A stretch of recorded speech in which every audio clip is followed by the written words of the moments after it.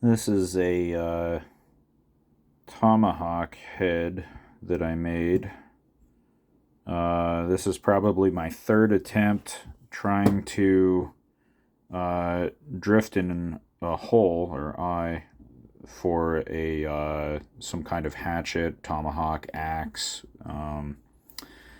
and this is the only one I have that's actually successful. I got a new drift, which was a lot easier to use. But I started punching the hole in from this side, and then I went and started working it back from the other side here. And then when I got it big enough to fit the forming die, I drove it in from the bottom, and it shoved all the crud out through the top. And that's why the top looks really ugly and unfinished. And unfortunately, I don't really see any good way to fix that. It's pretty skinny vertically as is here, so I don't want to make it any smaller. This Damascus here is actually a piece of twisted Damascus that was, I think it was 4140 or 15N20, and then some 1095. But it did not go well. I guess I twist too cold, and so I got all of these spiral cold shuts into it because it wanted to corkscrew more than it wanted to stay a solid mass. And so what I ended up doing was I tried to salvage this piece of Damascus by turning it into a canister.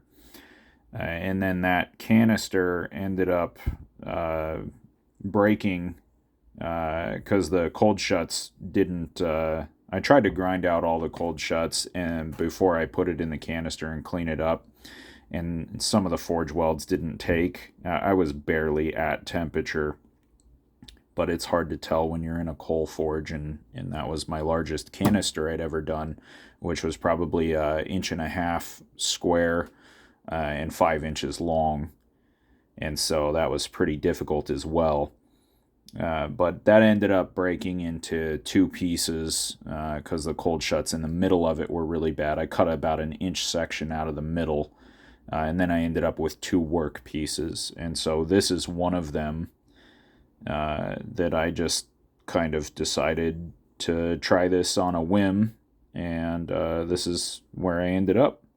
I'm really, really happy with the results. I think it's a beautiful pattern.